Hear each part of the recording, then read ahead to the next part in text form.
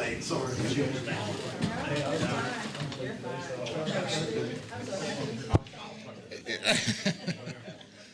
All right.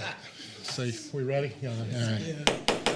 All right. We'll call the third budget meeting, 7/11 of 24, to order. If you'd please rise for invocation and the pledge. Heavenly Father, we ask that you watch over this group tonight, that you help us make good decisions for the city of Leesburg. We do this in your name. Amen. Pledge allegiance to the flag of the United States of America and to the republic for which it stands, one nation, under God, indivisible, with liberty and justice for all. Yes. We've got all this stuff tonight, and we've got the whole CIP stuff to talk about tonight.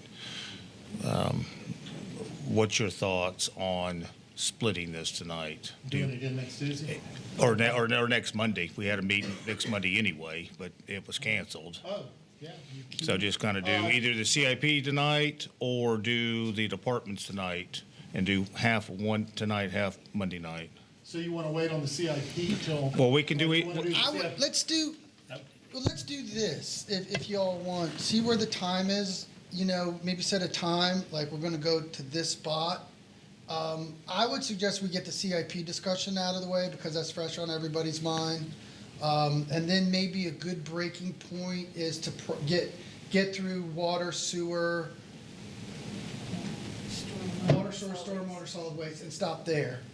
That probably, you know, depending on how long you go on CIP. Let's see how long we go on CIPs.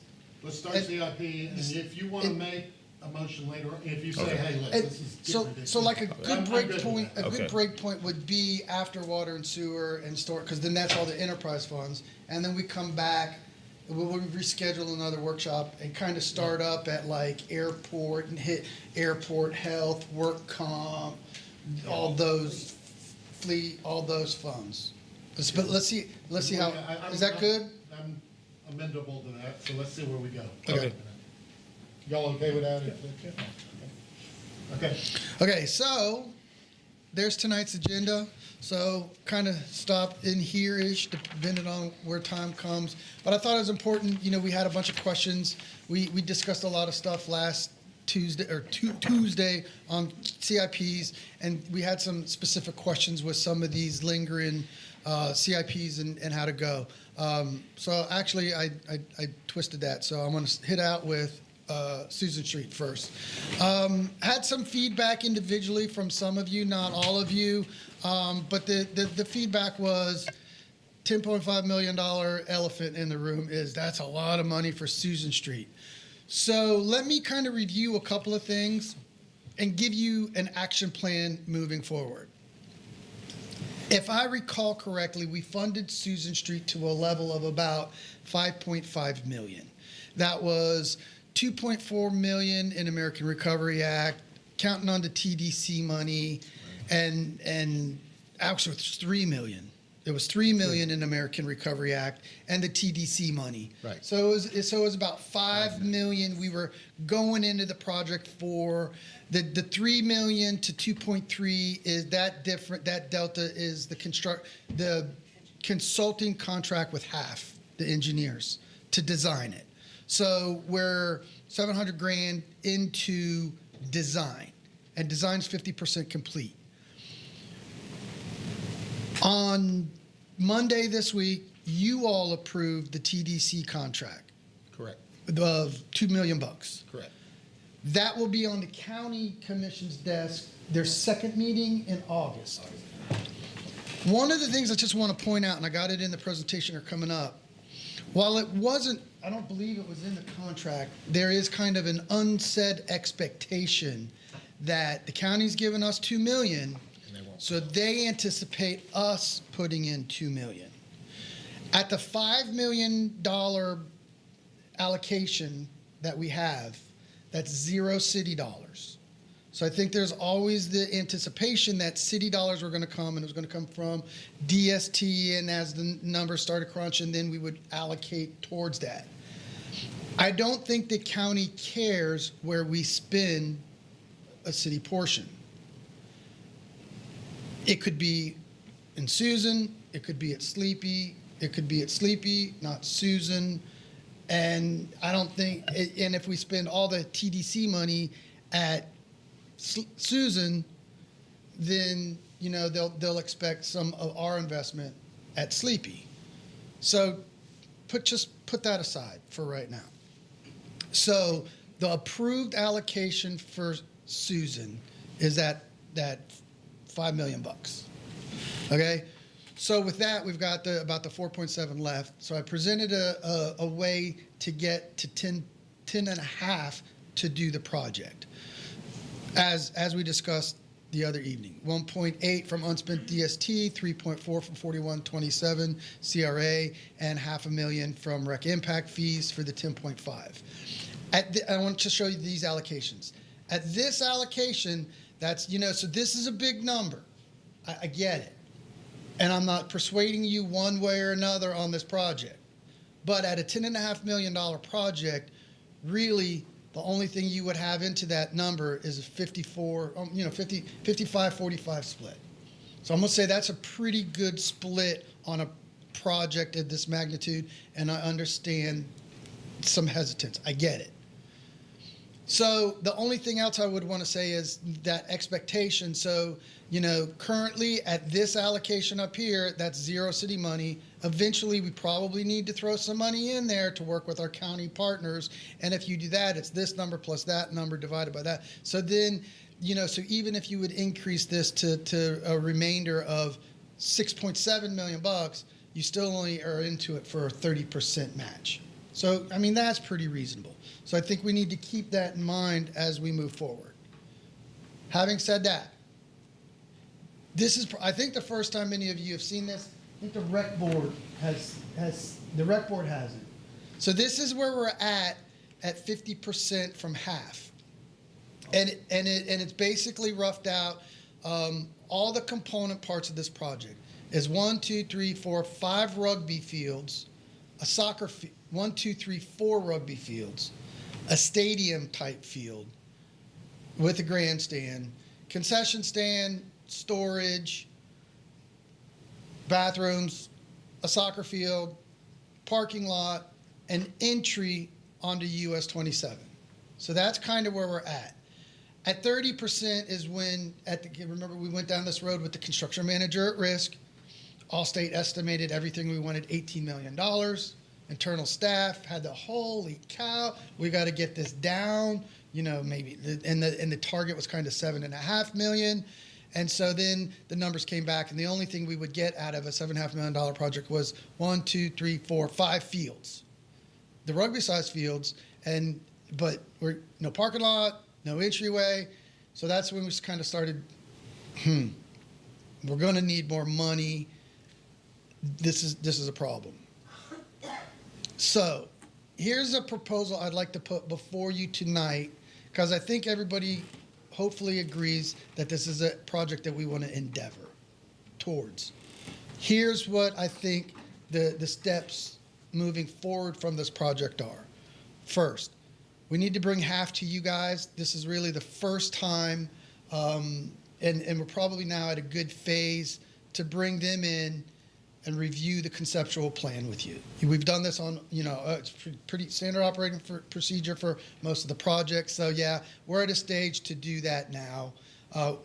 We will schedule half, by the way, we already have, for them to come make a presentation to you on August 12th. Second, same meeting, I'm going to ask you to stop the construction manager at risk method.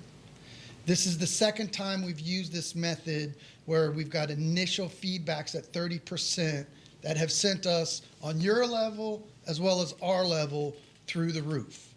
So I think we have an issue with that type of that type of procurement method, and I think we need to end it.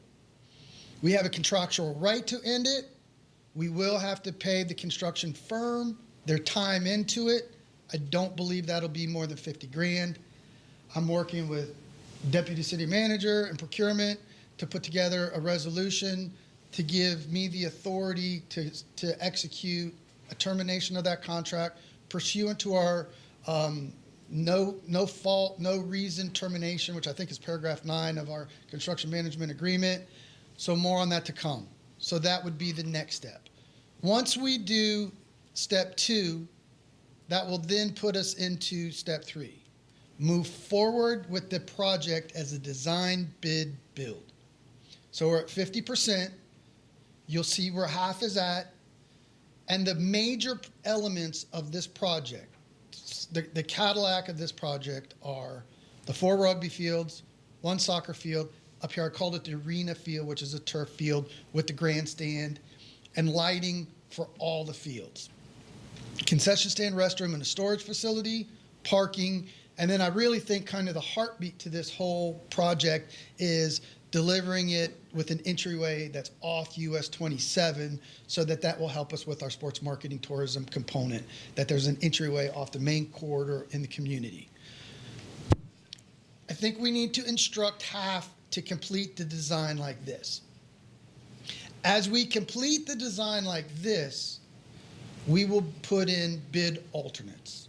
We want the fields. We can do different elements for the concession stands. We can even do alternates for their turf. So we can start, when we go out to the design bid build, layers of rip this out, rip that out, to try to get it down into a budget that's palatable for the commission. So I think that process will work. What we need to do is establish a Susan Street Sport Complex budget by September 30th, which is point number 6. The establishment of that budget can be anything you want. If you say no more money, it's already a budgeted project. So we move forward as I described in step 1 through 4, and the budget is 4.76 mil. Or you could do whatever you see fit from 4.76 mil to 10.5. We don't know what the numbers are going to be. We're working on estimates that have been provided from half and the construction manager at risk firm Allstate. Until we get to 100% design complete, or until we go to a design bid build, don't know what the numbers are. So you have options as the commission: a 0 increase, some type of an increase, or, I think at 10.5 million, Travis and I'll say we can get a pretty good project done for that. And we may be under even, but we don't know until we get closer. So when's closer? Closer is it will take half from now until sometime in October to get 100% design complete, to where we have a set of plans and a process to go out to bid. Month, 6 weeks, probably Thanksgiving time. Now you'll have real hardcore numbers. And then step 9 is comb through that and figure out where it lands. The one thing I'm sure of is all of these items will not fall into 4.7 mil. I'm sure of that. Wish list could be, maybe we get all of that stuff for around the original $5 million budget. So that's what I'm going to recommend to you tonight, and leave it on your desk. Do you want to modify the Susan Street budget as part of the fiscal year 25 plan? Mayor? One more thing, Okay. and then yes. The only thing I will recommend is that if you decide not to increase the budget and leave it at 4.75, what we got left, I will advise you to not spend, or be gentle about where you spend these monies. Okay? You might want to shift around some DST monies. Okay, that's reasonable. But the big one would be is if you don't increase the budget at all, put this CRA money back in the 441.27 CRA and go back to Plan A, which is stash your 441.27 CR money under the auspices of debt, and know that in the fall you have that to fall back on if the numbers go crazy. So maybe you want to go spend the unspent DST somewhere else this fiscal year. I would also then say, put the recreational impact fee monies towards this project. So I can't be clearer than that. Can you go back to the first slide? I mean, the second slide, sorry. The number 2, I'm sorry, when you had the listing of, that one. Please explain again me, number 2, to stop the manager at risk method. Was that the only method that was used to determine where, far as the original contract, or were there several that you chose from? I'm not following when you're saying stop it. I'll be super brief. Yeah, There's a few methods of procurement that municipal corporations use. The traditional method is design, bid, build. You go under the collective, Competitive Consultants Negotiation Act. If you're going to do a project, I believe the limit is $2 million. If you're doing a project over $2 million, you are required by statute to do a competitive bid or a competitive request to select the engineer architect that you are going to use to build you a project that's valued over $2 million. okay. That process has its own process whereby you select a consultant based on their experience, and then you negotiate a contract. Okay. And the rule of thumb is typically what you pay your consultant should be 10% of what the project is. Okay. So we paid half, $7 million, and we're thinking, we're probably going to be in that $7 million ballpark for all those number 4 components. Mm-hmm. The next thing is then you take that design, you go out to bid, you get your number, then you bid it. Design, bid, build. That process is kind of the tried and true method of municipal corporate or government processes. It's tried and true. It's pretty consistent. You know what you get. You have opportunity to trim down. Its downfalls are you get hit with change orders, and it takes a long time. Okay. So as environments changed and different stuff's happened, the next kind of recognized procedure is a construction manager at risk. One of the other weaknesses is the design, build too, this is important, is a disconnect between the architectural flowery world of we can do this and we can do that, and we fall in love with the design, but we don't realize that all this flowery stuff is jacking up our costs until it hits the market. And then when we get the bid backs, we're like, holy cow. And then we start cutting it at the end. And that's kind of a catalyst too, why you get all these change orders. We saw that a little bit in the Venetian Center. So the next kind of process, construction manager at risk came involved. We're around 30% design complete. You marry your contractor with your architect to speed the process up, ensure costs, and you put off that bid requirement to your construction manager at risk, because part of the construction manager risk responsibility is to go out and seek bids and then prove to the corporation, these are all the companies I checked, so this is how I got to the maximum guaranteed price. So construction manager at risk process. You bring in your consultant, you start designing, 30% design complete. You bring in your construction manager at risk firm, done through a similar RFP process. You marry them at 30%, and then as you get to 90% design complete, the contractor is now, he's going out, he's getting his costs, and so by the time that the design is done, you know how much everything's going to cost, and then the next step is a construction contract with the construction manager at risk, which gives you a maximum guaranteed price. Gotcha. So where this process is falling apart is 30%, 10%, probably about 20% design complete. We started getting numbers back from the construction manager at risk at 19 million. So we were like, dude, this ain't going to fly. So at 10% design complete, we redid it, and we went down to 7 million. But at 7 million, we were like, there's too many big decisions on cuts and things we may or may not want to give up. And so that's the dilemma we're at. So I'm saying to you guys, go back to the old-fashioned way. Design, bid, build. And stopping this would not cause anything from slowing the process. You lose $50,000. That's what I'm trying, okay. And maybe up to, and it's going to depend. So I need your authority to end the contract with the current company, And there's a clause in there that says we can terminate for any reason, don't have to give a reason, but we're going to have to pay them for the time they have in. That's what I'm So saying. they've done some legwork and they've had meetings and they've, so they have some upfront costs that they get back at the end of the project. And if we cut it soon, we got to pay them for their time. And And their time 50,000, is meetings and initial estimate works that they've already done. and that is the number, 50,000, or that's an estimate? I'm guessing. Okay. That's why I'm going to say when I come back to you is give me the authority to terminate the contract and pay up to that amount. And if we can't get that amount agreed to by the construction manager firm, I won't have the authority to cut them, and then I'll be back to you. So on the 12th, I'm going to ask for a resolution. It'll be on consent agenda that does that. Any other questions? You got our comments? You got it. The plus or minus 5 million.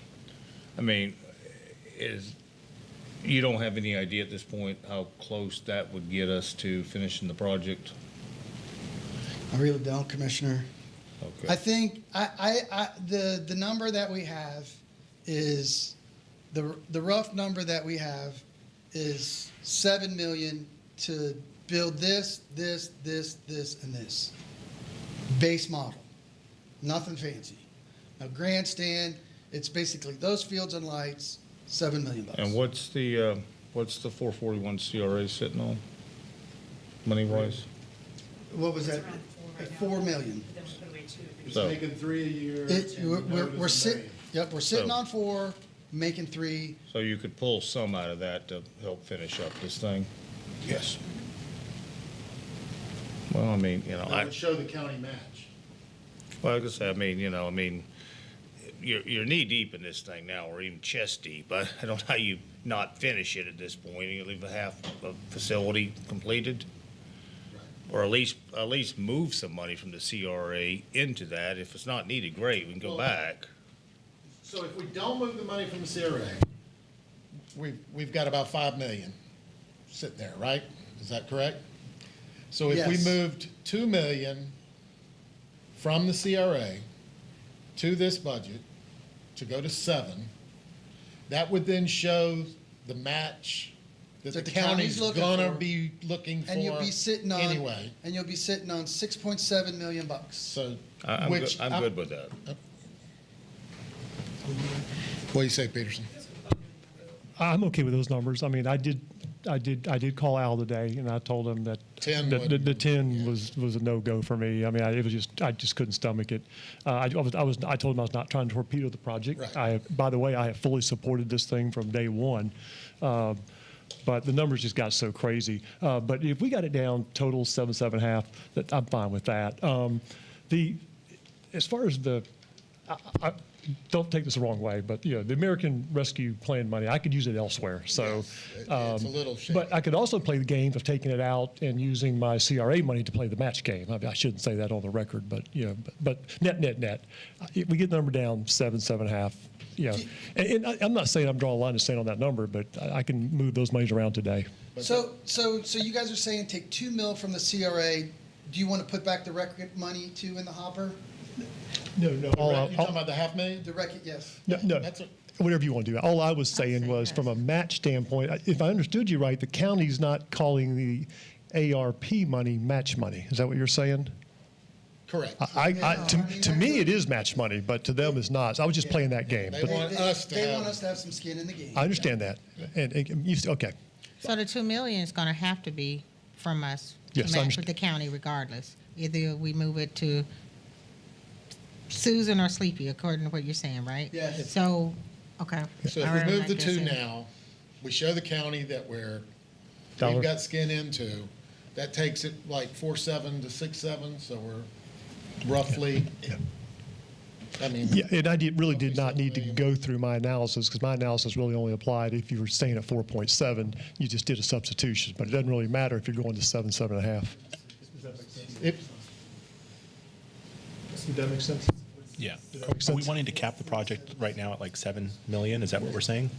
Because No, from what he's saying, we're not going to get Well, parking lots. we're in just 27. budgeting, so it would be I'm gonna have him help me out, but I think Closer. he's Trying to saying, get closer. And then I think we he's have adding, reserves if we need to pull I from. think he's You adding, still got the DST, you still got the rec funds. If you don't put those impact fees in there, Here's- I mean, so here's what, go I'll ahead. be quiet. Here's what I throw back at you, just kind of spirit of compromise. And throw 2 million in there from the CRA. Throw in the rec impact fee money too. That establishes for fiscal year '25 a $7.25 million budget for Sleepy, or for Susan. Then, now you can take this 1.8 and go spend it somewhere else, or not spend it at all. Rainy day. And then now you're still sitting on $1 million.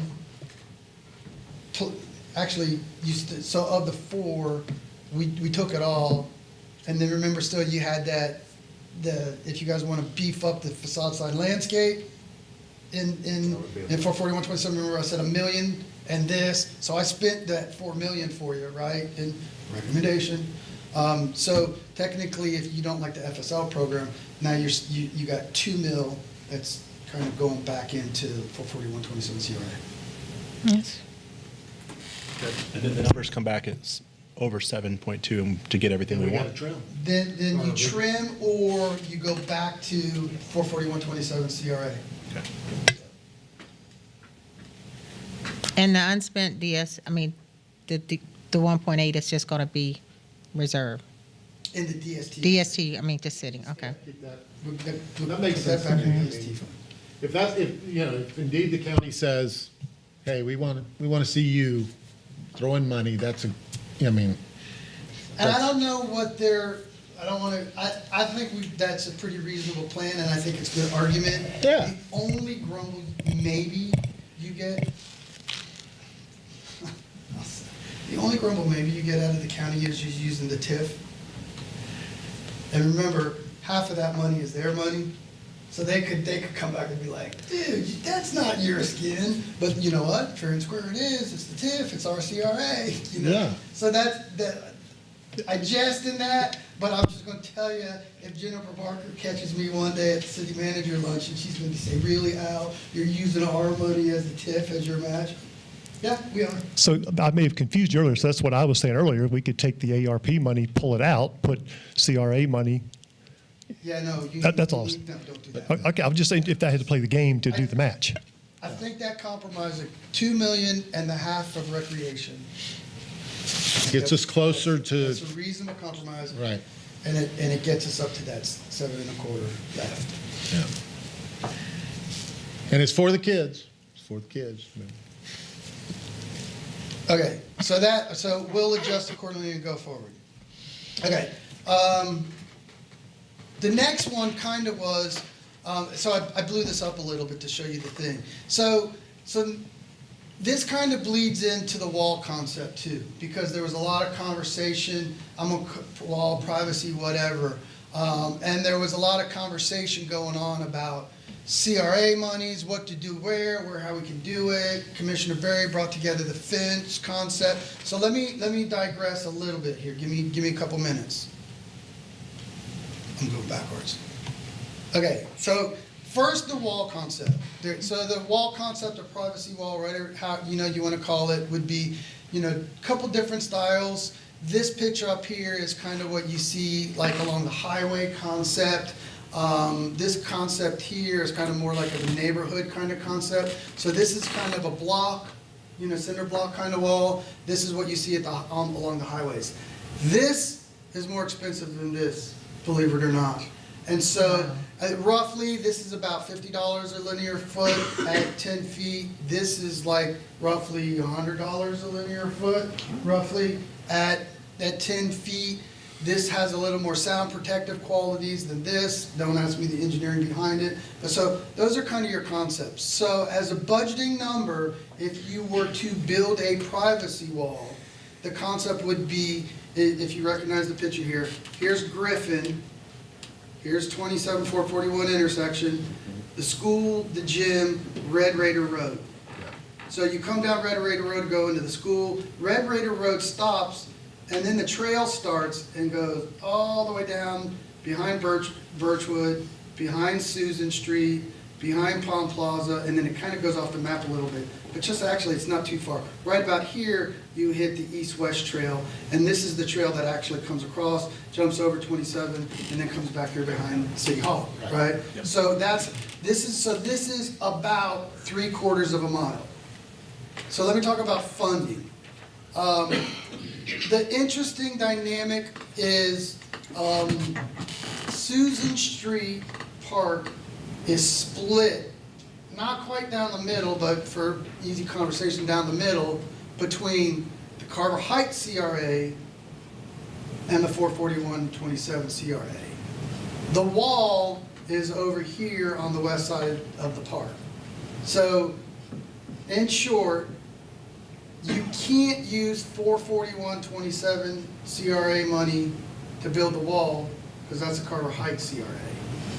You could use Carver Heights CRA money to help defray costs for Susan Street.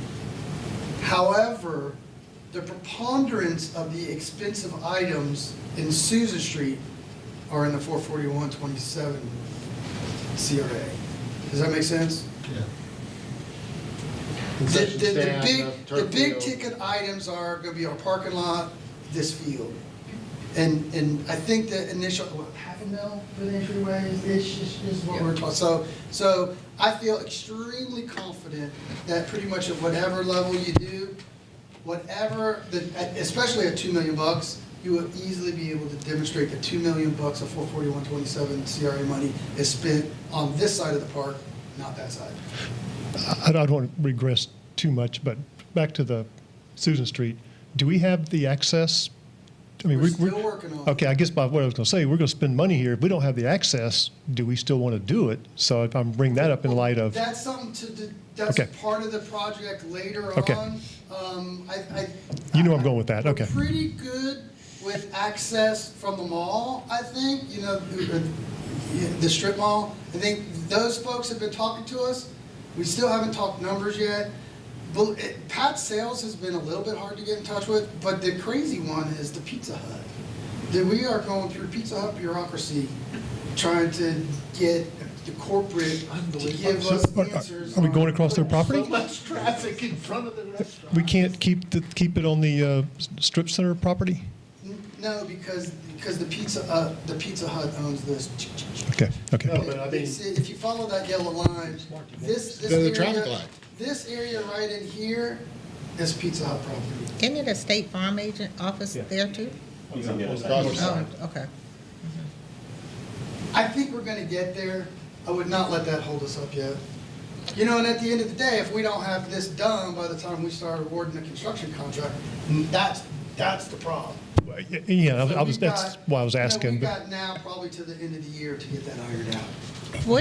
What is the time frame of projected for the start of the fields, the building of the fields? I'd like to first part of 25. So how long would it process take, you think, with the road cut in What and, was you, 6 months to a year? the reason I was asking, it was proposed in an earlier conversation I had that maybe for the wall that we build like a bit at a time?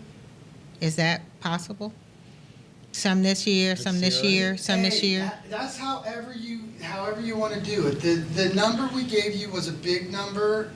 Yeah. I think you could probably do better than the $1 million, but I think, that, Is it more expensive each time you go back to add on to another? Well, okay. rather Thank than you, doing it, Cliff. I Never mean, mind. the answer's going to be yes, because then you mobilize, and there's a typical line item in a contract that's a mobilization cost. And so the contractor charges you for bringing in their equipment, bringing in their people, and so where you get hit as more expensive is that mobilization charge. And it's typically a pretty big number. It depends on the project, but I mean, it's depending on what kind of project you're doing, it's a big number. So if you start a project and finish a project, say you have $1 million project and you got $100,000 as a mobilization, because it costs a contractor whatever to bring their equipment and their people. So if you do a $1 million project, but you do a third of it, you may may still have $100,000 mobilization costs, but I'm only gonna do $300,000 work, and a third of that's mobilization. So now if you repeat that, you're gonna pay that mobilization cost 1, 2, 3, 3, 4 4 times or 5 times, okay. So I think, just with reference to the wall, it depends what the flavor of the commission and the CRA body is on, is that an endeavor that you can collectively agree to do all of it, some of it, none of it? And I think that's a conversation that you'll have Just to have. curious, I was talking to Deputy City Manager yesterday, I think it was, about this. Instead of a wall, could we do grants for those communities to build a wall around those communities? So Yeah, we'd be you're not open to it. putting a wall down the whole trail, but those sections of homes or people where they're having issues, do a grant so they can build a wall in those certain sections, and it might be cheaper. Does that make sense? There's something I thought about. We may be saying the same thing. A grant to help the residents put up a fence if Putting they up- choose to. If they choose to, or if it's a set of homes and they want. I'm not even sure which ones you're talking about. But I don't know. Where's the main traffic? You would know, use a little pointer and show me where the Big lots. Can you go to the other? Yeah, so Big lots. essentially it's, So big Correct. lots, this is the traffic. so everything comes out from Susan Street, traffic going both ways, will go out onto the highway. right. And then so from a crime perspective, if there's an armed robbery in that area, even across the street, they're gonna run through the Big Lots parking lot, north or south side, and they're gonna book through Susan Street. And so the thought process there is if there's a barrier, the length of that forces them to run around, it's more time to get caught, so less time for them to probably think about committing that crime in that particular area. So that's a thought process there. And then the other is for the homeless that are walking. So, we've done an outstanding job of keeping solicitors and panhandlers off the street, but there's still a lot of people that are walking in that direction. And so they're getting their shopping carts from that, and then they're cutting through right there too. And so kind of trying to direct that traffic, keeping that on the thoroughfares instead of going through neighborhoods, because that's what the Right. commissioner's talking about, people leaving junk and, Yeah. everywhere, Right. so. I mean, a project like this can have good intentions, that we're trying to stop the flow of unwanted traffic through an area that traffic's not supposed to be going through, okay? I worry that the optics of this is going to say, we are walling off a community from retail, from Publix. We can't get to Publix now because there's a wall.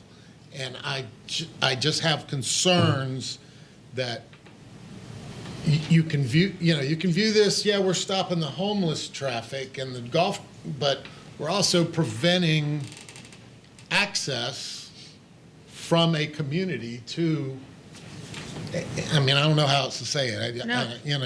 I just worry that, But you're it's a not- two-edged sword. But no, Mayor Barron, you're not cutting off resource or walking to and from businesses.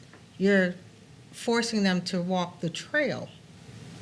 You're not stopping them from going to a business. You can still get to Palm Plaza if you're on the trail. You take the trail from McCormick to 14th Street, make a left. Yeah, You're at yeah. the Oh, and I Dairy understand, I Queen, the understand. Popeyes, and the Palm Plaza. Yeah, I just Take have the other route concerns to when take. you put up a wall. Well, It doesn't look, Well, the the aesthetics of it. I right agree. now, it doesn't look, the aesthetics would definitely improve the community. The first and most important thing that my constituents and what people are stating is the safety. That's the first and foremost. I was adding in the 2-for-1 for us, the sound barrier for the residents that will be impacted by the level of sports and attraction that we hope to bring in. The goal for this is to be a number one sports entertainment area where we will go as late as however late night you want to go with the I mean, it's not going to be a cutoff time, is it? Am I asking? I mean, am I yeah, assuming? Do you stop a sport at a certain time? We don't have much that goes after. We have a curfew at Sleepy Hollow right now. We shut it down game's done at 10, lights off at 10:30. Okay, 10 p.m. That's still nighttime for residents that are not at the game, that we should be considerate of them. So I'm saying, I'm suggesting, since working and trying to develop a protection for security, why not do the sound barrier wall as well? That was my thought added to 2 and 1. But the first and foremost is for safety. The second is for the saving the community from the blight. The third is for the sound barrier for the games. And fourth, if you want to add, just making the community, well, that should be first, making the community better, because you don't have the traffic that comes to and to and from of that walkway, because that's the quickest way to get there. And yeah, do you want to make it convenient for everyone? That's the purpose of the trail. It's not stopping them. You still can go to the Palm Plaza. You still can go to anywhere on 27. You just forced now to walk on the trail versus cutting through. And one more thing I want to add. One of the properties on Chester, right next to the reservoir, can you picture? It's somebody's land that used to be all grass and green. Now it's nothing but car trails from driving to go to whoever goes to fishing and to walk through, and they're very concerned about it. So it's a problem. So I understand. Can I ask maybe Travis a question with regard to noise complaints? So we don't have any barrier wall out at Sleepy Hollow, which has been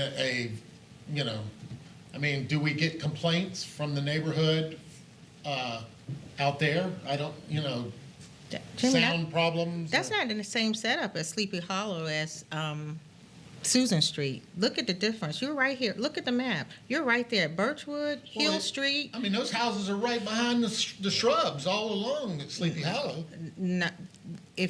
What I can recall going out to Sleepy Hollow and seeing, I haven't actually witnessed to be in a home to know what I hear, but this is actually, excuse me, let me speak for myself. My resident is right there, and you hear it.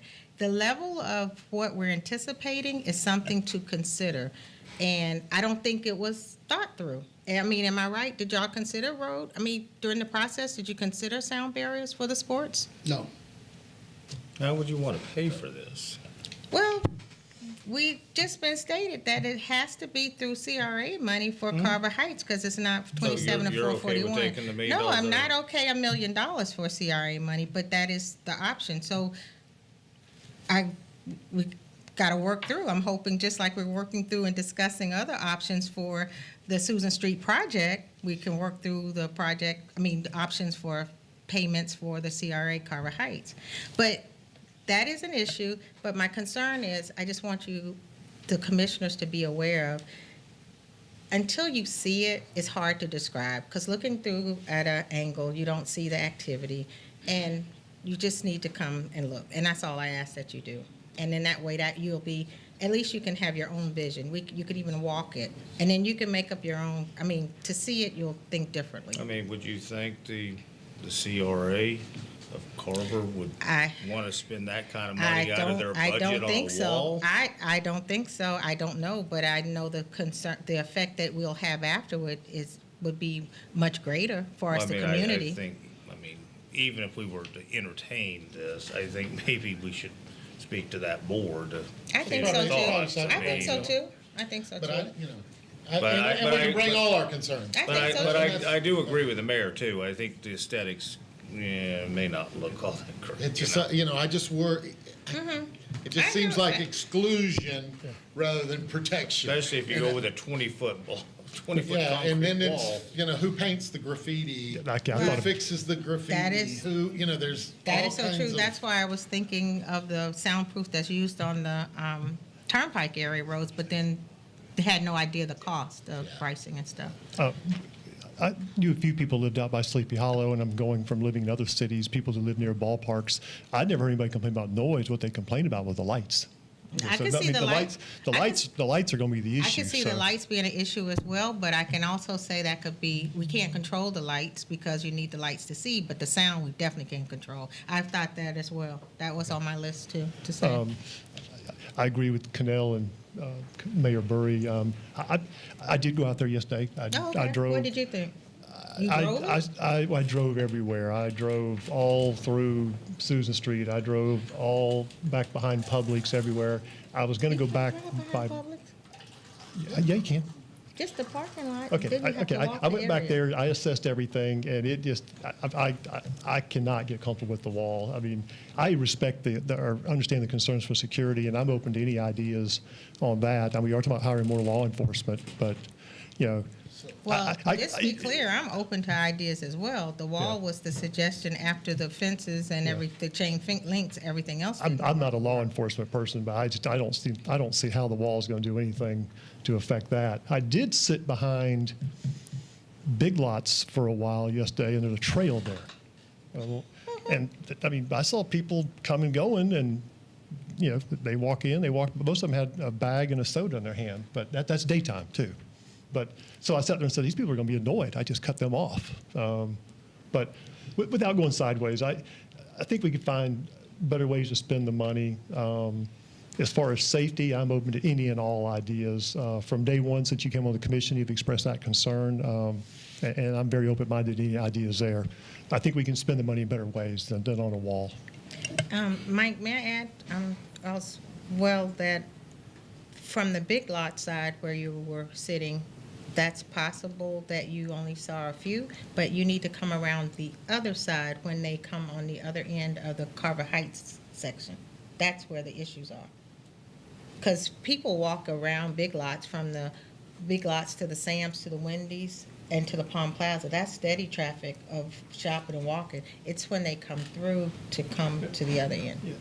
And the only other idea I had when I was out there yesterday was, I don't want to cut trees down, but maybe would clearing out a lot of underbrush help law enforcement? I mean, and I meant to look and see who owns what back there, but I'm assuming we own most of that land behind the two shopping centers.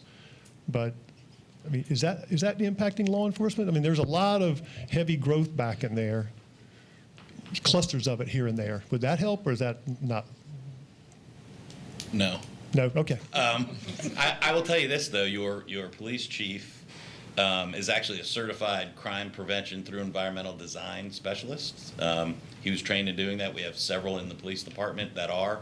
And so at any point that you guys have any questions for him or want him to come do a briefing, it talks about residential, commercial, and that whole program is, it's, and we offer it to homeowners if they want, shows how to target harden their homes with the right shrubbery and the right fencing and lighting and cameras and that sort of thing.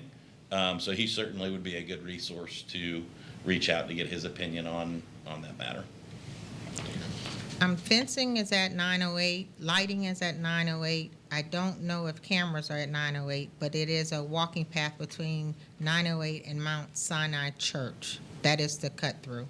So that was something to consider. This is obviously a new concept brought to y'all, so this might be something you kind of just want to, we talked about it now a couple of evenings. It might be something where you guys want to schedule a meeting with the CRA. I would like to. Yeah. So we'll get that on the books for August. Okay. Just a couple other recap items. John L. Johnson Park restrooms, I came to you on Tuesday and said we need more money. I stand corrected. Long story short, I just think there was a little bit of communication issue between myself and Cliff, trying to get this executed as quick as possible, using the construction manager at risk method, potentially maybe working with a local vendor, and a direction of wanting to provide an attractive bathroom for a community and providing an attractive facility that matches what we do in Palomar Park, same as Carver Heights, same as Pine Street. And so when the number of 1,200 square feet came up the other day, that kind of went over my head because I'm buried in a bunch of different numbers. So I will plead I didn't connect the dots. Wednesday, the first thing I did was yell at Cliff and Rob and said, how'd this get off track? Where are we at? Because 1,200 square feet's obviously as big as a house. So here's where I think we need to go. I am going to gracefully suggest that you do not allocate any more money to this project. Take your advice and go design, bid, build, and go design, bid, build what we've already done. And what we've already done is a facility that looks like this. This is about a 400 square foot facility. This is the bathroom at Ski Beach. We also built this bathroom, I believe, at Susan Street. Very Park. And we also did this exact same bathroom at Berry Park. There you go. It has a urinal and a toilet for men, and a sink, and a janitorial closet. It has 2 toilets for the ladies, and a sink, and a janitorial closet. It has a little cabana over it with a water fountain and the city's label on there. It's attractive. It's a block building with the brick on the bottom. It's tile on the inside. I think everybody agrees they're attractive, nice facilities. So here's our experience. We built one in 2017 in Berry Park for $118 grand, 400 square feet, $300 a square. The one we built on Ski Beach was 2019 for $176,000. So you kind of see prices are going up. I threw this number out there for you because when the roof caught fire, It went up. it was $120 grand to redo like this section of the roof. So long story short, we have this spec. We need to marry it with our retainer, kind of city engineer, Keith Riddle, his site plan, these plans, put into a bid packet, design, bid, build. So I've already instructed procurement to do that. So we will get that out to bid ASAP, and we will be back to you either with a contract under 300 grand or the bid came in over. So you will see this project again on your desk, hopefully in the form of a contract at or below the budgeted amount. 200 grand, right? No, it was 3. 300? I was asking for an extra 2. Okay. And I think, where did we budget it? It's in. It's capital projects. It's capital project, DST. So we threw 300 at DST this fiscal year for that project. So we'll get it out to bid. Hope, it comes back to you at or below budget. Just a quick question. I could be wrong. When we did the rebuild at Ski Beach, I thought I heard some talk that we changed a few things inside to make it stronger to minimize damage. I don't, or If we more did- concrete versus wood because of the fire. No, I don't know. If we did, it's in the spec. That's all I'm because saying. It's a standard, it was a standard building we built. Because we 2, did 3 that with a times different now. construction method, which was that catalog thing, I too. don't remember. But if we didn't, I mean, could- we got kind of another, We have a couple of different facilities, okay? I think where we want to go is we want to have attractive facilities, That and look we the want to be same. equivalent no matter where we put it. yes, Some of the things that interfere with that are connection to sewer. sure. Okay, so the first thing that I would say is, well, then why do you have an outhouse at Singletary and Henderson Park? Because the soils and because there's no good sewer connection. And believe it or not, even at Henderson Park right there, next to Bradley Shores. the sewer plant, you can't get wastewater across the tongue of Lake Harris. It's Hurlong Park. Hurlong. Down at Singletary, same thing, we got so those have outhouses because We're not that's how close we to- have, yeah. we can't get it connected to the public sewer. We have a smaller 1-bathroom facility at Corrine Williams Park. Right now it looks horrible, but we're in the process of making that look more attractive. Okay. But that park does not generate the same amount of traffic that John L. Johnson, Ski Beach, or Berry Park provide. So we think, we're recommending that John L. Johnson Park gets some traffic, a lot of folks out there playing ball and using equipment. It's on a major corridor, being the boulevard, the 400 square foot facility. Yeah. We'll get it out to bid and hopefully it's under budget. I don't mean to belabor this.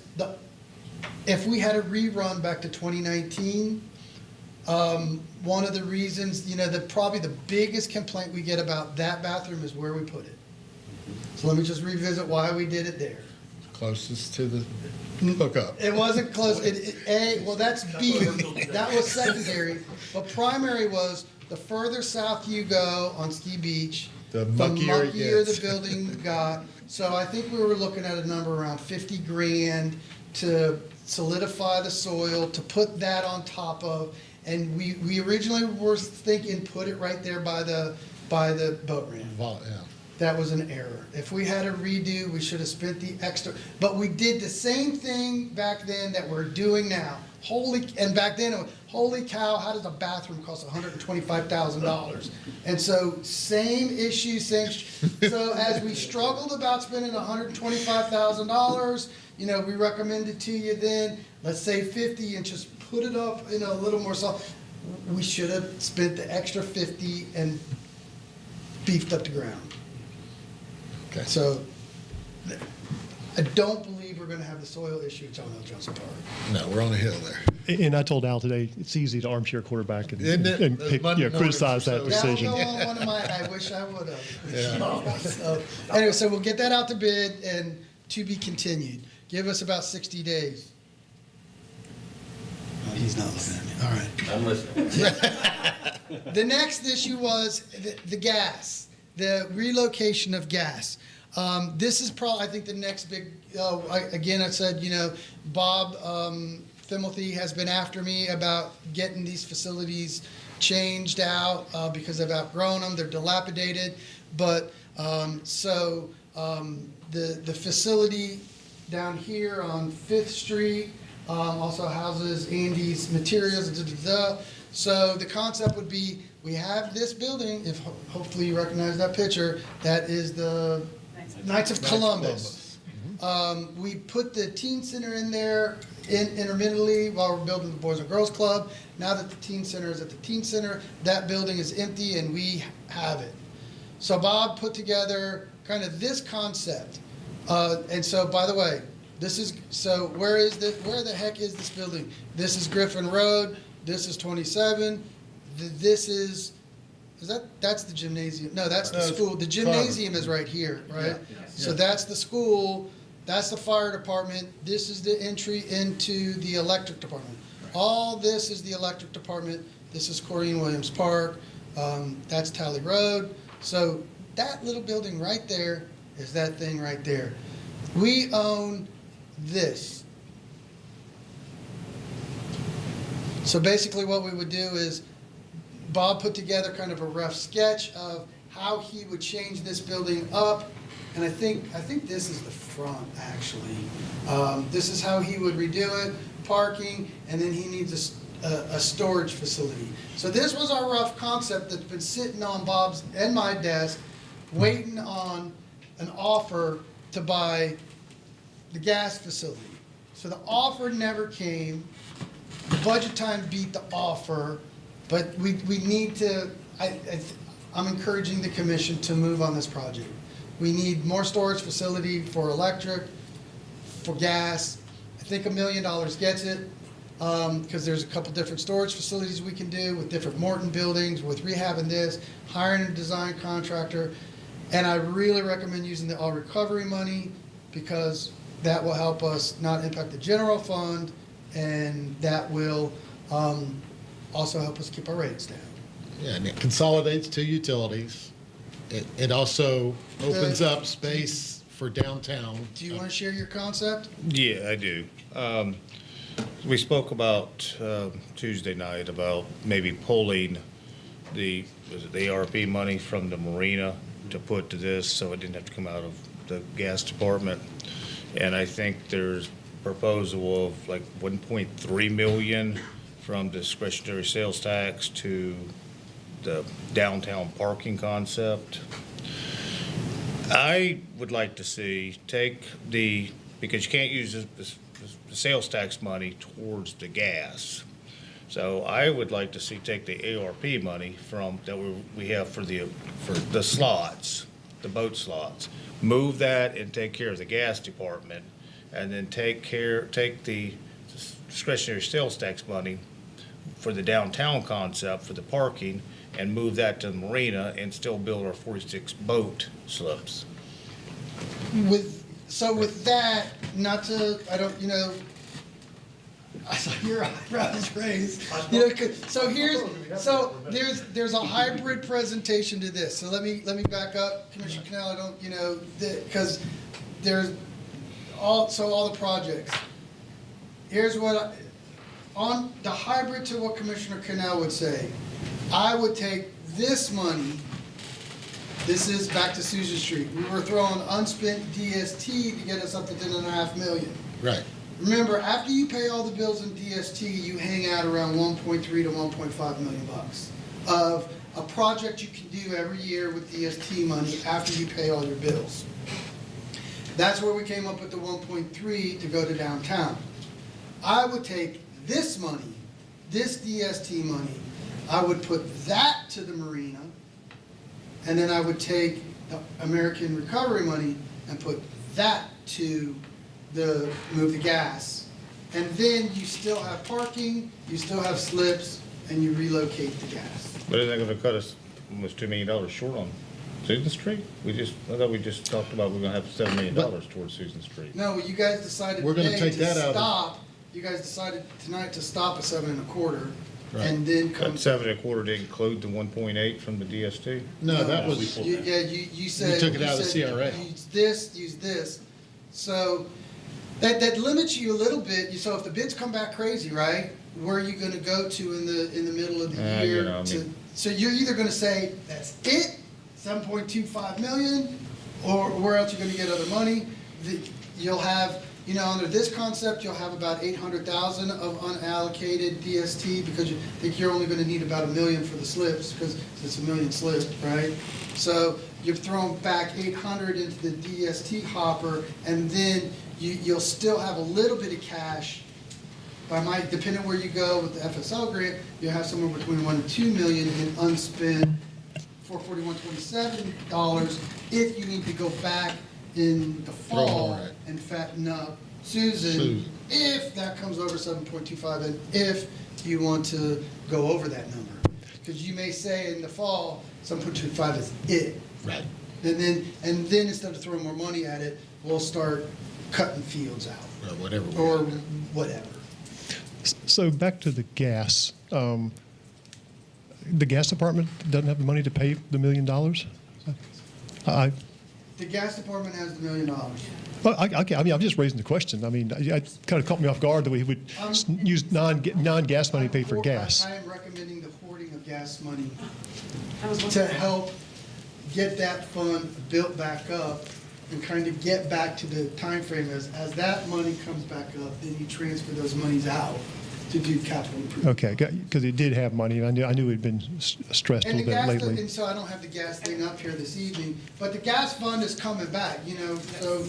I mean, could it afford this? That was the gas chart from the other night. So gas is coming back. And so kind of the concept where I'm recommending to you all is let the gas reserves build and build and build. And then when the next special project comes, you have that fund to take it out of gas. Because I think gas is going to be the enterprise fund, knock on In the wood. future. In the future, not like electric, not like water, sewer, that you'll have money from an enterprise fund to go back in and fund it. But you don't want to use that $1 million in gas today. I respect your answer. I was just curious. Yeah, correct. I don't recommend that. Okay. But if you guys want to keep DST somewhere else and you want to build the facility, go to the gas reserve and grab $1 million. The gas reserve has it. Yeah. The other thing that I like about using the ARP money for this is it's a joint project. It's general fund, it's gas fund, and it's electric fund. And so then you don't have to sit in my chair listening to a gas director saying, I'm paying for everybody's stuff. And remember, so that goes back and forth. So it's kind of Uncle Joe wrote us a big fat check, so share it. Yeah. Because it's a joint fund project. And those monies do have some time limitations on them. Is that not correct? I think they do I think, They've I been think they extended. do. and I mean, I don't know what they were, but there was Yeah, I think you're right. There's like but 3 or there's- 5 years. 5 to I 10. I think that was right for my recollection, sir. So, you know, but we I just- keep kicking that down the road. Hey, the federal government's chasing down $4 trillion. Yeah, maybe you know, they're not gonna get and believe it or not, it's hard to spend it that fast. You know? I get that, And but so, A, I think we're gonna have it spent, and B, I think there's argument if we were ever got audited to say, once we got it allocated, we spend it. right, right. Can you restate your plan that we do gas, slips, and Okay, so Parking. so what would happen is, the 1.8 of unspent DST monies, which is in your DST reserve, Right. take $1 million of that and build your slips. Yep. Take the. That do give us a 1 little million- return, 10 years, but, 1 you know. million that we had for the marina slips, it's What is that? 850. It's not a million. She keeps it, it's It's not a million. 850, so we might have to marry it with some gas Yeah. money after all, depending on where that goes. Take the 850 that's for the slips and shift that over to do the gas relocation. And keep the $1.3 million of fiscal year '25 DST money in downtown.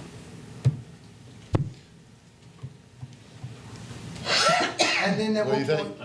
Then the What do you say, Jim? 1.3 million would cover, bring it, No, I was gonna say, I would say, yeah, I'm fine with that, shifting it all around like that to make it work, but, and, you know, as we spoke Tuesday, I mean, a lot of these projects, before we spend any of this, we're just allocating it to it, it'll come back to us for the, on what we're doing with it. So, yeah, I'm okay with that. I want to finish the marina. I mean, ideally, I guess I came in this meeting tonight going, let's at least finish what we started, which would be the marina. And this keeps both of those going. Well, there's the building and the building. slips. Okay, I wasn't clear on that. Yeah. Okay. We got $1 million still in the building that we're not even talking about. We were just talking about the Okay, slip. that's where I got So where's confused. the 1.3 again? Just help me understand. 1.3 is for the downtown parking plan. It's in the capital projects It's in fund. capital. right, can I tack on to what you said, Commissioner? So the 1.3 is fiscal year '25 anticipated DST revenues. It would go to downtown parking. The downtown parking project I would define as the following. We'll need professional services to design us a concept for parking. We'll need to knock down the old partnership building. We'll need to also examine the conforming and non-conforming existing spaces along Main Street and all the numbered streets, and better wayfinding signage around downtown, so that we have consistent signage, the attractive, nice, so we have some attractive, nice stuff that says City Hall, public parking, and then we have cheesy green signs that say public parking, and then in some spots, we have no signage. So those are all the all the things that we are trying to knock out with $1.3 million. So where does that leave downtown CRA money? Zero? There was. No, you are now sitting on, I told you on Tuesday 343? that there was $343,000 left, because there was 43 unallocated. There's 343 left, and oh, by the way, since we just cut John L. Johnson Park, you got 500,000 left in downtown CRA. Until we, So you could do FSL grants. You know where I'm going with I that. know where both of you are going. So I'm raising my one hand first, or who's speaking first? Go ahead. No, Go you- ahead. You Get go on. ahead, Mayor. Let's No, listen to go you. ahead. Go ahead. Go ahead. No. I'm listening. I wouldn't, You I didn't want me to have say, one. because I know It was what me you're that- gonna He's say. talking about Alex. I'm sorry, Alan, go ahead. Yeah. Excuse me. It wasn't me. That was- Go ahead. I would like to see some FSL grants. You would like to see home grant. So you've got about $500,000 to split between, and I'll throw another one on there just to confuse you. Another historic building redevelopment grant, home grant, more FSL money. Where's the other historic building? That would be. Just one of the eight. The Chevy building? No, let's just let him in go. general, I think when we drew Oh. the box, Say it again. there were 8 He's gonna do that. multi-story, multi-use grants. You've spent 3 of the million, Right. so do you want to fund that or not? Yes, Or do you, I should have kept my grant Well, sheet. the home grant's being funded by Carver Heights CRA. for that That's CRA, Oh, you're referring- CRA, I'm sorry, Greater Leesburg. Okay. for that side of town. Okay.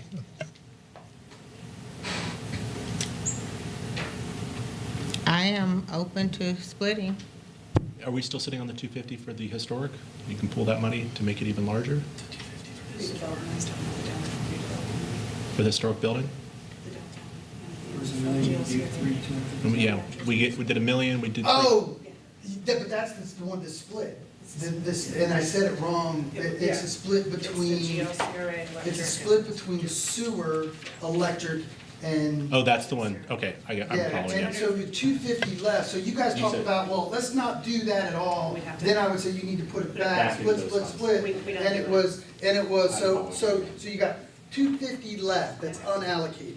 So you would have to split that in thirds. Electric, water, and GLR, Greater Leesburg would need to get it back. If you didn't want, if you wanted King's X, they'll do that program. Have we had any inquiries for Mr. Calicario, Brian Curriculio? yes. What, He's- is that FSL grant you're talking he's- about That's now? the historic grant. He's historic- Oh, poking, for which he's building? poking to do the building behind him. The Chevy building. I've kind of put him on hold because he's already gotten a grant. I think he's gonna move forward with his project, so. And that would be, I heard he was just doing residential, so that would, He that would, says he's got a commercial element, Got to have, Yeah, that's to qualify. to qualify. multi-use, multi-purpose. And that would have to be downstairs, I mean, Yeah. apartments upstairs. all right, so if we keep that 250 there, then that leaves us a little over You, $500,000 for, yes, you got $500,000 to play with for next year. In downtown. CRA. Perhaps you guys wanna bring in the other CRA commissioners and, well, we If might. you're gonna need- do one, might as well. And I would recommend. Love you don't these do it meetings, on- I would recommend you don't do it on a Monday night. So why don't, we'll schedule maybe we need to do an hour increment, hour for downtown and an hour for Carver Heights on Tuesday or Thursday night in But August. what are we talking about You guys with, good with that? Yep. It was 2 things, I mean, I'm open for it. Tuesday or Thursday? Next Thursday? No, sometime in August. Oh, Thursday. You like Tuesday? I prefer Tuesday. Okay, so we'll try to get a CRA budget night sometime in August on a Tuesday. There were 2 things then for CRA, because that was also the shot, the ring to determine where the shooters take the shot spotter. Is that, any further information provided on that one? Far as- No, I'll wait till you say. Very expensive? It's all for you. Very expensive? It's expensive. Oh. And it's an annual recurring cost. And the results that come from it are, when we get shots fired, we get phone calls from neighbors, which is what most cities are finding. And so a lot of the large cities are going away from it. It was a novel idea. And where it really worked well was in cities who had infrastructure with smart cameras everywhere, like Chicago. And then they just killed their system based on social impact, not on criminal Gunshot. impact. So unless you have a net around the area, it's just letting you know that there was a gunfire. And we get those calls. You're still back 90% at of square the one time. coming out to Yes, this. ma'am. Okay. But I'll give this to you. I guess I wasn't clear what we're doing doing with the downtown CRA. We talked, I'm a little confused. I'm going into the sign facade grant versus home improvement grant. I just got lost somewhere in all Okay, that. so I will, let me give you, let me do this real quick, because I think we could wrap up CIPs here, yes. Okay, so here's where we'll go. Let me do it by pictures. On Susan Street, you all are leaning towards the adoption of a plan that puts 2 million of 44127 CRA and $500,000 to total 2.5 million in additional funding into Susan Street, which gives us about $7.25 million. and go down the design bid build way. Yes. So that was will rec lead you- impact fees. That will lead you to and some talk, CRA. and while I'm at it, let's go, when we have these meetings, you probably should have put your 44127 CRA centric thoughts in. Maybe we can probably schedule that for a regular meeting because you guys are that body. So you Right. guys can talk about where you want to go with 44127 CRA money at a regular meeting. Yeah. Okay, so I'll schedule that. Dr. Francis Street, if we start whittling down that project, will that affect the TDC grant? No. Because we made promises to the TDC to fulfill that contract. It's Let me- gonna let me- whittle down the. Let me change my answer. I don't think it will materially change. The two major points in our partnership with the county that we have to be concerned about are putting skin in the game, which I think this does. The second is if we whittle down now the project to fit in a $7.2 million project, does that affect us with the county? And the answer is maybe. The county doesn't care what we build. The county is giving us $2 million in the sports marketing auspices that we're doing rectangle sports at Susan and diamond sports at Sleepy. So they're putting up TDC money because we're sports marketing Leesburg and that helps Lake. The hiccup in that giddy up is the new provision in that contract, which is the clawback provision. If we did something that dumbs down the project to keep it in a budget and then prevents us from bringing people in to where we don't meet the futuristic definition of the parameters of what the clawback will be, that has the potential to affect us paying back money to the county. It's that foggy because we don't have the definition of what the matrix is going to be to define the clawback provision, because the county attorney's office did not want to define that in the contract that you had approved on Monday. So on the second meeting in August, the county will approve that contract. We will then be tasked with defining what the measuring matrix will be for performance. We have recommended to the TDC committee that it's not in hotel stays, it is in events held. Don't hold us to hotel stays, because we said the county lacks enough room nights anyway, they're filled. So if you're gonna do it based on that matrix, we're gonna fail. Right. We wanna do it, Leesburg recommendation is, we wanna do it based on, we're gonna build this facility and we're gonna have these many events. And if we have these many events at this facility, we've attracted people, therefore you can assume that we're bringing marketing in. That's where we wanna head. We haven't headed there yet. I think, speaking for Travis, I think Travis is of the opinion that, yeah, we can probably reduce field size. Instead of doing rugby, we can do football size or Soccer. lacrosse or what, soccer size. The soccer's a little bit, right? Little bit Rugby, bigger than a football soccer, field. football. So, and still have a good facility to draw people in, which hits that matrix. So, I know there's some risk in there, but I wouldn't advise worrying about that right now. And just But sitting it's on, on the table, because, maybe in 3 years I come back to you and say, we gotta pay the county. yeah, because it was sold to the TDC a certain way, and if the county's going off the recommendation of the TDC board, would that change it? So that's my only concern. So, you got it. So we need to convince the TDC board to define the measuring matrix, as I stated here. Event-centric. Yeah, how many events not we hold, room-centric. that's what we want. Does it matter about attendance or just events? Events. Okay. Travis, We set 3 types of events, like Hallmark is big ones, and gave it a number system. Yeah. It is So- something that this commission did approve Yes. when we did the original. long story short, It's on your radar. it's on the radar, I and know. I explained it at this level pretty Yeah, good. good. Okay, so back to this recap. Okay, so Susan Street, 2 million from the 441 CRA, $500,000. We got about 7.25. The wall project, we're going to set up a meeting with the CRA. You've got about $1 million to talk about in the Carver Heights CRA, what you want to spend. It seems like the two big items are expansion of the home improvement grant in Carver Heights and consideration of the wall. We got $1 million to talk about it. We'll meet in with the CRA board next month, or this, whenever we can get a Tuesday everybody's schedule, but definitely before we adopt the budget. John L. Johnson Park, out the bid, we'll take care of that. We're gonna, on this one, we are gonna shift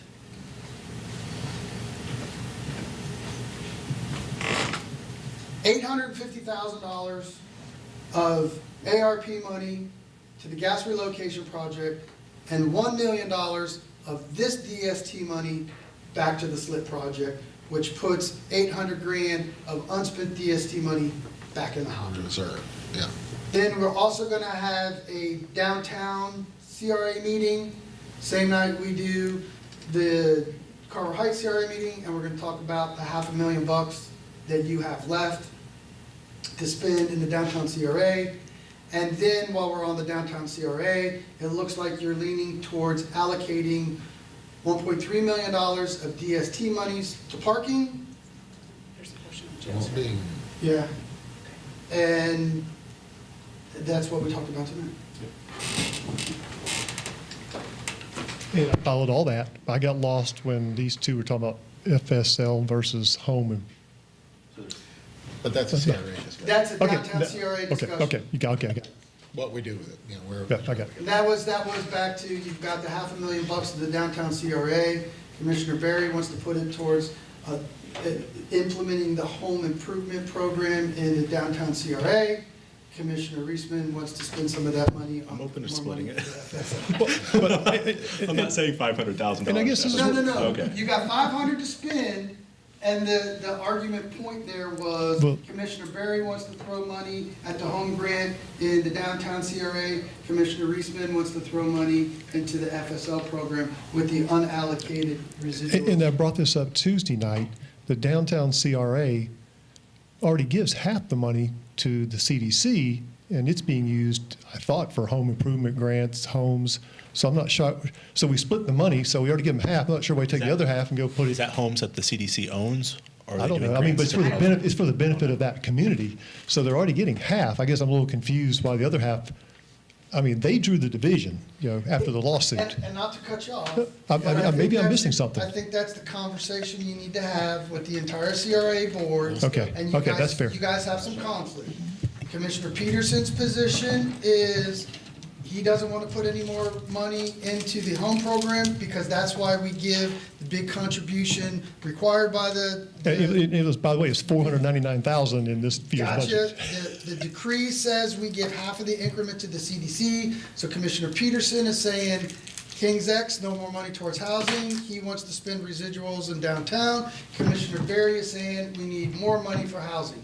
So that's teed up for you. Can I make a comment, please? Let me please add to answer, I hope I can answer where I'm coming from for you, Mike, Commissioner Peterson, excuse me. Let me just start this way. I'm asking for money to go towards the home improvement program because when the original program was voted on by the commission, it was originally focused on the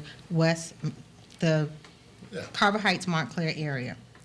That's where the request was, and that was where I wanted to do do the project for District 1 for the Woodland Park community. If you can recall, I just wanted to do the 48 homes to see if it was successful and work. And I don't want to bore you, but I must go back and let us go down this trail. Because at that moment, in the CRA meeting, I was voted out that I could not concentrate on one area of the CRA, and it had to be divvied all across for the District 1.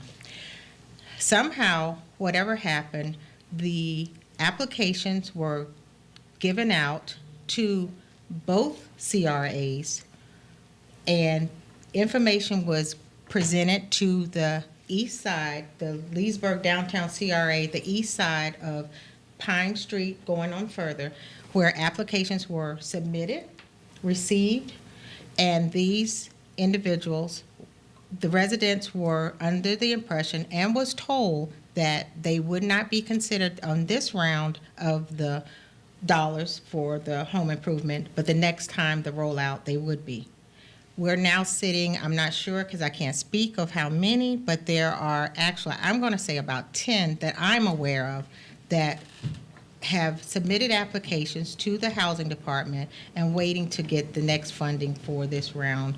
And I feel we owe an obligation because it was presented that way, and we told them that the next round of money that comes through, they would be entitled to it. That is not the CRA block for Carver Heights, Montclair. That was the downtown CRA.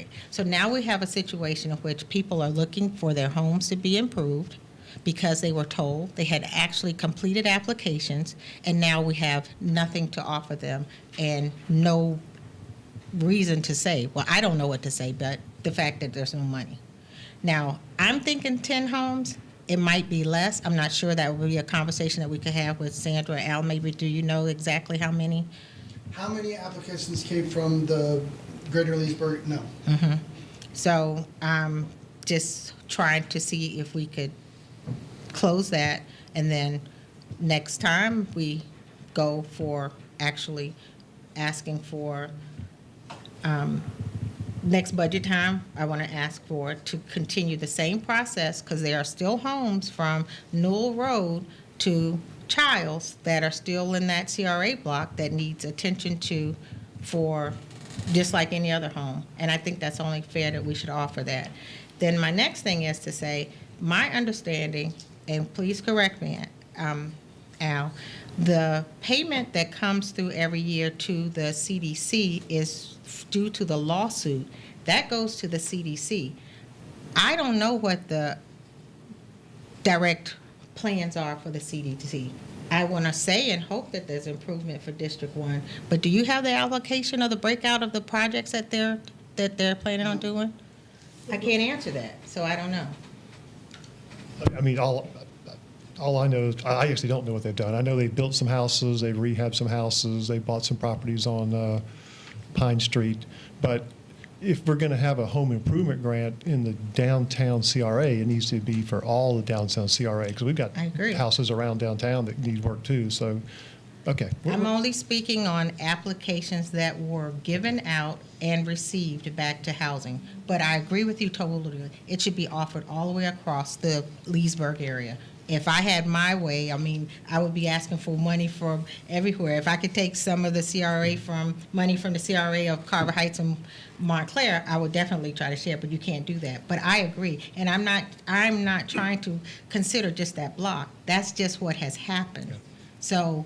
Well, we need to find out what CDC's doing, because I think I thought and think they're doing kind of what you want, but we need to find that out. I'm sure they're doing everything they can to improve the area. I just can't answer that. But I know the home improvement grant applications were put on hold because they were not in the Montclair, Carver Heights area, so therefore they were put down under another file until the next time. We funded the Carver Heights Montclair. You created the home grant that increased the amount of things that you could do, the amount of money you could get, but it's only been funded with Carver Heights CRA money, which means you can only apply that program to the Carver Heights unless you apply it to the 44127 CRA with 44127 CRA money, with downtown money to downtown, or the general fund, which would then cover everything that is not in their CRA. Right. I'm open for any suggestions from commissioners, if you have them. How would you handle this at this point, at this juncture, that we have people waiting on a list to get their houses improved and there's nothing available? I'm fine with coming up with some kind of resolution, but do we want to discuss it at this? No, CRA. I would say CRA, but I just wanted to let you know where we are so that when we start the discussion, this is not just in addition to, Yeah. this is based on what has happened from last If the year. flyers were passed out and an expectation was set,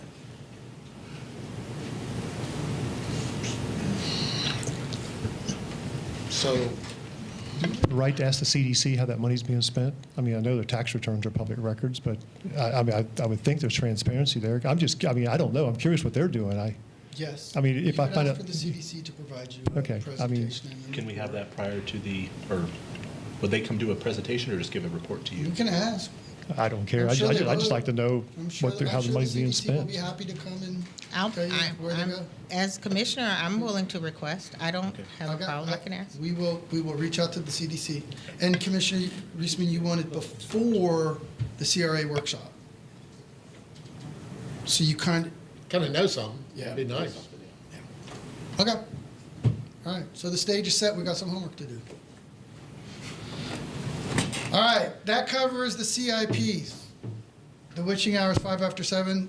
I'm gonna ask for 25 minutes to hit water and sewer and see how you feel. Okay, I'm good. That'll, no, water and sewer is easy, I promise. And there's actually some good news there.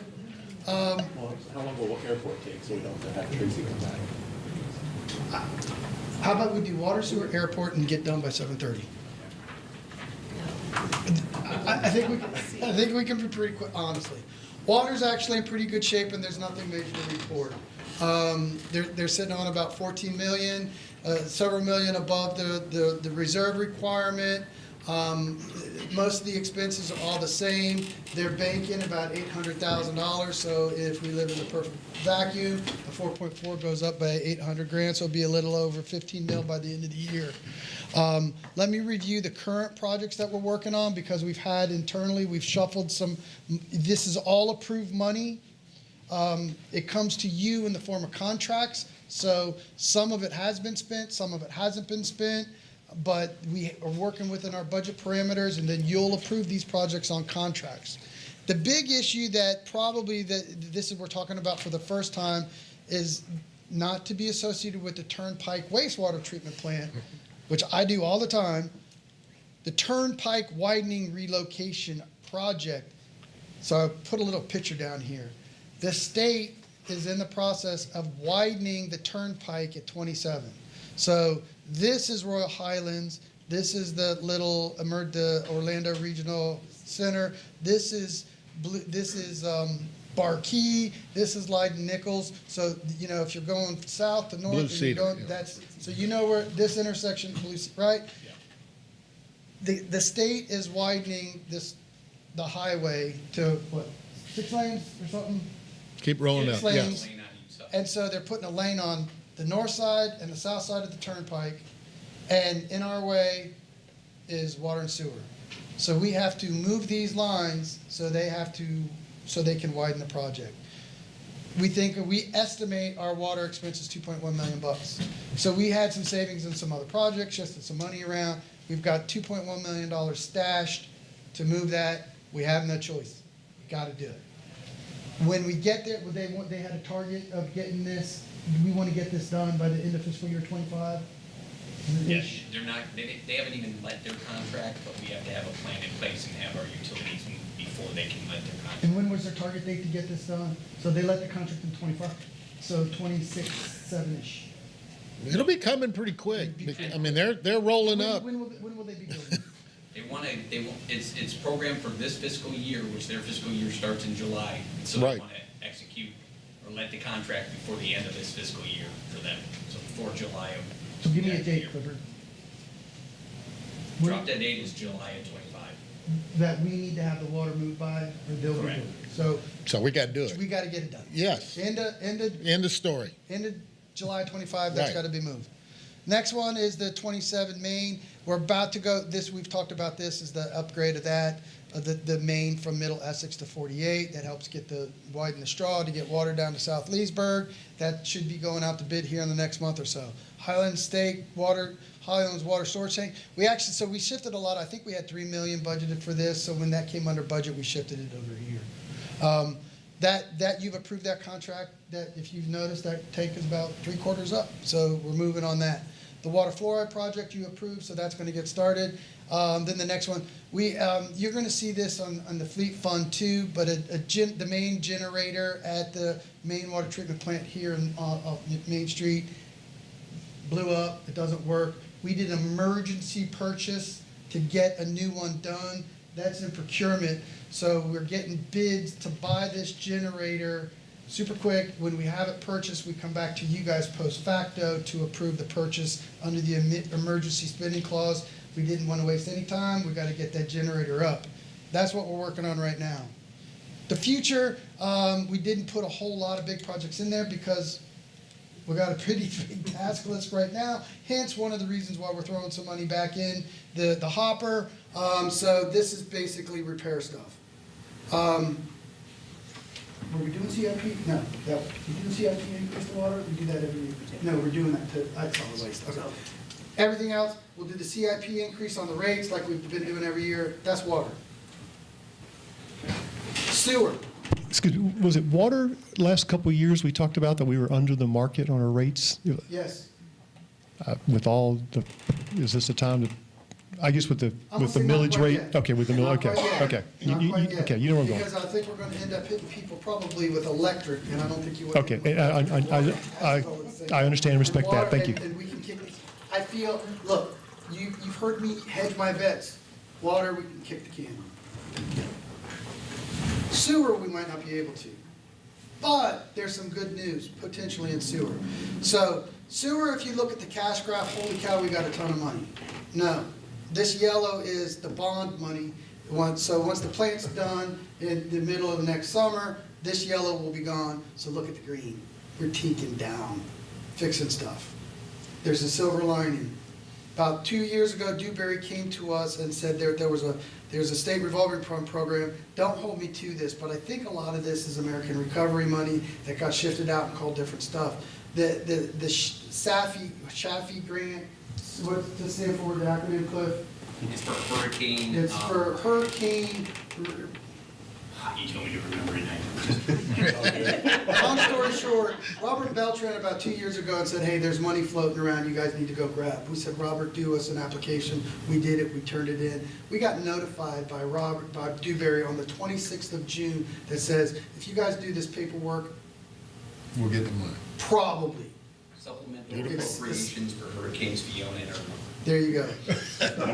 Hurricanes, Okay, so long story short, That wasn't front and center. we're on the cusp. Don't count it. It's a bird in the bush still. Okay, about 20 million bucks. It's shaped in the form of a state revolving fund. So even though they're calling it a state revolving fund, you don't have to pay it back. It's forgiven. So we're in the middle of working with Cliff and Jim to get the paperwork in. It's due by the 12th. We should probably know 90 days after that if we get the money. Okay. If we get the money, we can bank it. If we bank it, this won't drop as bad as we think. That'll help us reevaluate rates. Jim is already yelling in my ear saying we need to raise these rates. I'm saying, let's get the can on this. Let's see what happens with the 20 mil. The 20 mil, then maybe we want to refi that sewer debt. I probably would say don't do that because I think we're getting the debt covered, but then that will give us some good monies to start looking at some other improvement projects. That's really the big news in sewer. Everything else, pretty much the same. Again, these are the projects we're working on. The force main from South 27, if you go down there, you see us digging it up and relocating it. Turnpike widening program, same thing. On the sewer side, we think that's going to be about 1.5. Lift station 72 is underway right now. What are we, a couple of months or so away from 3 being? months away from you. 3 months away from wrapping that up. This is the design for the corridor, the bypass. So Cliff is working with Jones Edmonds on that on a regular basis. Another generator issue, and then obviously that's what we got left of the $40 million project, and the turnpike expansion. The wastewater treatment plant now should be wrapped up summer '25. And we're not using any sewer, are we using sewer reserve money a little bit? Or no, we're net neutral on that, so our reserve should stay stabilized, all things considered. We are doing the CIP increase on the rates, that's wastewater. I'm gonna skip solid waste, since we got Tracy, and let's go to airport. Airport, very financially solvent, in fact, they have a lot of money. And when we close the deal on the property, that'll go up another $2.25 million, so they'll be sitting on $7 million. So let me jump to the important slide here. These are all the things Tracy's working on. So there is a ton of things going on. She's been working extremely closely with the Airport Advisory Board, about $9 million worth of projects. Over $7 million of it coming from the state and $500,000 from our pockets. So we are working on phase 1 of the taxiway of phase 1. That's the buildings, that's the site, right? The site for the hangars. That's the site work for the hangars. That bids just came in. I don't even know what the numbers are. I think they were good. Bulldog got it. They're good. They were low, all right? Then, once that site work's done, They're my then we're favorite. looking to build the first hangar. The fuel farm is a, put this and this together. That's a significant project for the airport board. We've got the money for it. Taxiway, what's that one, Tracy? Taxiway construction is the taxiway Delta and Alpha connectors. That one. Veterans Road, we're still working on.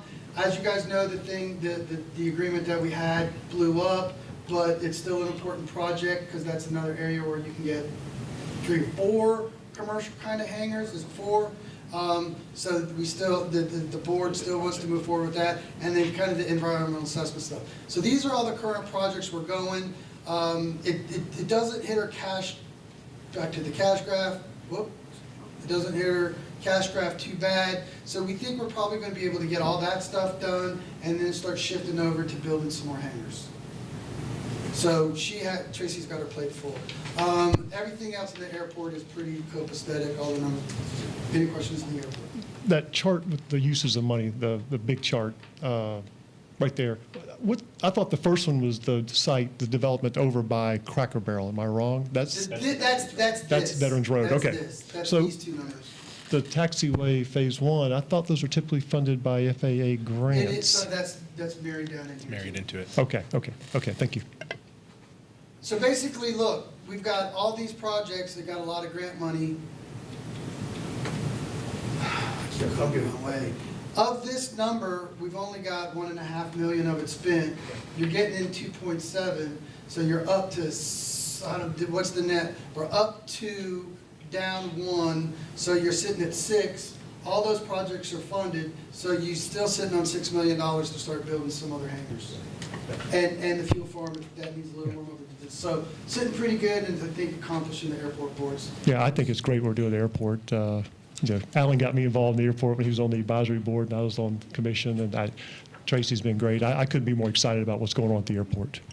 All right, so we have hit water, gas, airport, and it's 7:17. You guys want to keep pushing? What else would we do?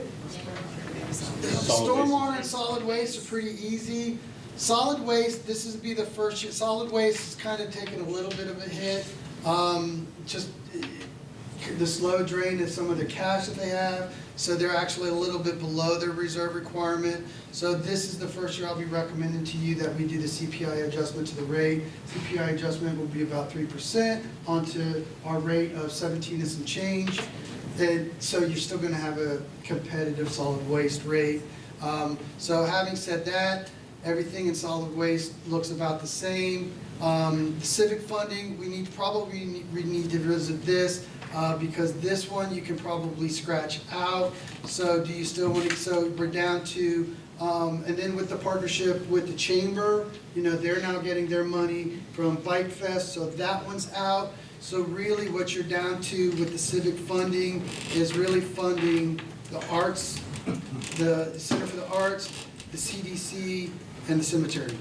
So this number's actually a little bit lower. So we'll actually take these two numbers, marry them together, and throw that back in, so the solid waste fund's a little bit more in black. And the two cemeteries, the cemeteries is Lone Oak and Ferguson.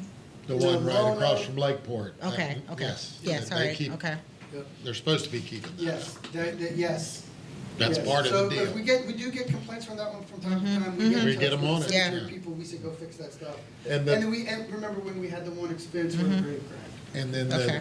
the CDC grant is basically the cost of the gala. The festival we put on, right? Yes. Oh, okay. Yes. Black Yes. Heritage Festival. Uh-huh. Yes. I said gala, but it's the black. Okay, yeah. so that's solid waste. Stormwater, stormwater kind of trucking along, no significant changes in the fees on the stormwater fee, they're sitting on $4 million. And we've got, a reasonable, improvement projects. Lake Robin is fixing the stormwater pond. Lake Robin is the, kind of behind the South Plaza Save a Lot in Stock Subdivision. So we'll make some improvements to that like we've done other stuff. The South Street improvements is another retention pond. What is that? No, it's, there's a lot of flooding area.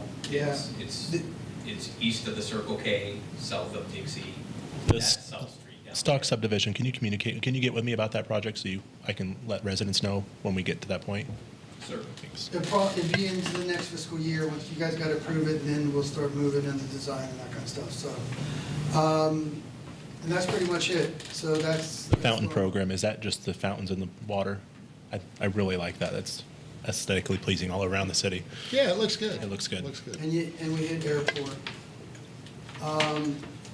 That's probably a good stop, That's a place good to stop. Then we hit the pension stuff and some of those support funds. That's good. So we got a couple more things to schedule. We need the CRA, the two CRAs we'll do one night.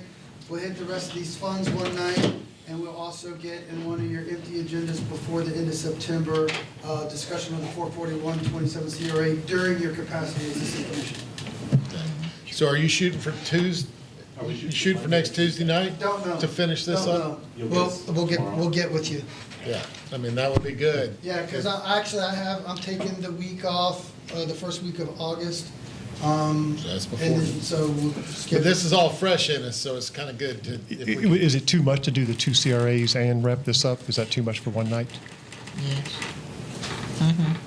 To wrap up budget here? Tonight? No. When we do the We do the two. Oh, no, I think you need an hour. Look, I think for the two CRs, for the Carver Heights and downtown, I think you need an hour each. Okay, on an that off answers my night. question. Okay. We're gonna put that on. but if you can do it next Tuesday, just trying to finish this up, that's a Monday good. and Tuesday work for me, I think. Yeah, so that would be a good, if you can swing that. I'm good Monday and Tuesday. I was scheduled Monday. Do you guys want to Yeah, do the Monday scheduled. 15th, Monday? to We had 15th? Monday, I think. We had- Can you we guys do had Monday Mon- to finish the budget? Yeah, because we had that blocked out and Right. we canceled it. so- Either way, I mean, Monday or Tuesday next Why don't week. we slide the budget workshop in for Monday the 15th. Yeah, perfect. That's great. So next Monday, We'll be without Brandy. What? I know. Jim. Sorry. That's all right. Al's letting you go on vacation? Okay. Is that gonna, If you're okay with that, okay. Randy, you know I'm joking. you just educate him, Brandy. Get him I'm up okay to with it. stuff. But Get- then if we're Deputy gonna do City it Monday without Manager. Brandy, before we go and you crack the gavel, I have to thank Brandy and her team, Oh. all the Oh, department definitely. heads, and Jim. They do an amazing job, make me look good. Basically, I get to yell at people and shift blocks around, and then just have to remember all this stuff. But Brandy is really the one who gets all this done, and again, the department head team and all that, so she. And I would like to add something to that. I told Brandy the other night that I think it should be on public. This year, this first budget, there were a lot of little starred things like that detailed information on some of those big item changes that made it real easy for us where we didn't have to spend time here asking a bunch of questions. And that was That very we- beneficial to me. That we shouldn't have had to ask questions, but there were still some questions. But I just want to thank you for that. Yes, for That sure. did help me, so. I told her that in the last meeting too, how that was helpful. Thank you as always, Brandy. You do a great job. So we'll see you on the 15th. Okay, so that will be Monday night. Motion to adjourn? Got a second? Second. We're done.